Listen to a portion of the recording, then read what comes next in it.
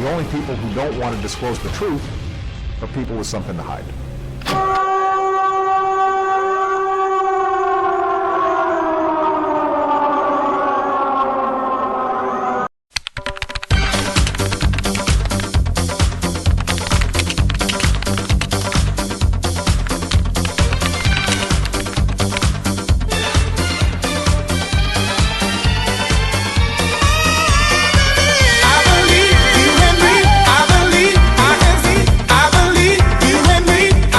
Tax dollars are spent on this type of computer surveillance, a disgusting procedure for a professed free society.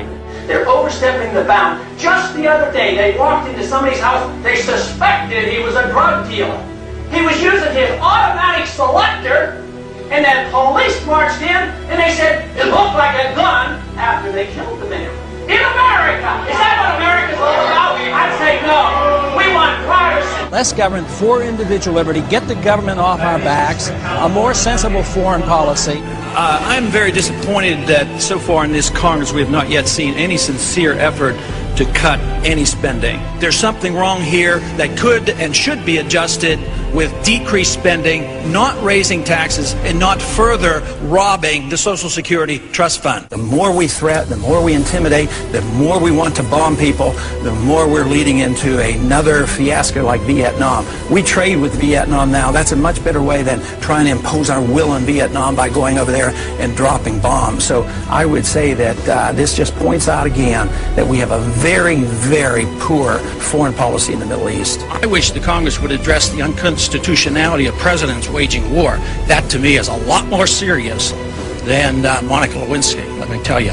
The corporations are in bed with the government. Peace and harmony can never be achieved by bombs and intimidation. Mr. Speaker, over the last 3 to 4 years, I've come to the floor on numerous occasions trying to sound a warning about both our foreign policy and our monetary policy. The cause is the Federal Reserve. The cause is the problem is the Federal Reserve has been granted authority that is unconstitutional to go and counterfeit money.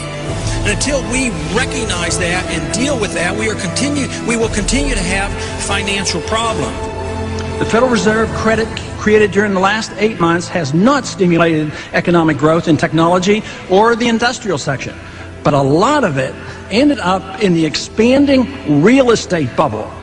This too will burst, as all bubbles do. During the next decade, the American people will become poorer and less free.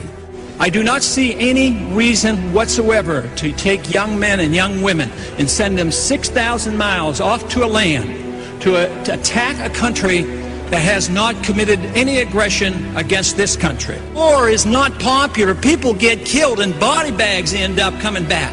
I don't want anybody's legs shot off for some reason that is not justified, and it's not a declared war. I think that should be the litmus test of everybody in this country and everybody over on that hill too. If this war is worth fighting, are you willing to go and lose your legs, lose your life, or send your kids or send your grandkids? Will our country become freer, richer, safer, and more peaceful? Or will we continue to suffer from lost civil liberties, a stagnant economy, terrorist threats, and an expanding war in the Middle East and Central Asia? Is it not possible that George Washington's admonition to avoid entangling alliances is sound advice even today? Both candidates supported the war in Iraq and the continuation of it. Both supported the Patriot Act and its controversial attack on personal privacy. The true patriot will repeal the Patriot Act, is what they will do. Both candidates supported increased spending in almost all categories. I'm the most conservative member here. I have voted, against more spending and wasting government than anybody else. Freedom, prosperity, and peace. Just come home. We just marched in. We have allowed our nation to be overtaxed and overregulated and overrun by bureaucrats. The founders would be ashamed of us for what we're putting up with. The system designed to protect individual liberty will have no punishments for any group and no privileges. Today, I think inner city folks and minorities are punished unfairly in the war on drugs. I think this is not a consequence of free markets. What's happening is there's a transfer of wealth from the poor and the middle class to the wealthy. This comes about because of a monetary system that we have. When you inflate a currency or destroy a currency, the middle class gets wiped out. So the people who get to use the money first, which is created by the Federal Reserve System, benefit. So the money gravitates to the banks and to Wall Street. So that's why you have more billionaires than ever before. Today, this country is in the middle of a recession for a lot of people. Michigan knows about it. Poor people know about it. The middle class knows about it. Wall Street doesn't know about it. Washington, D.C. doesn't know about it, but it's because of the monetary system and the excessive spending.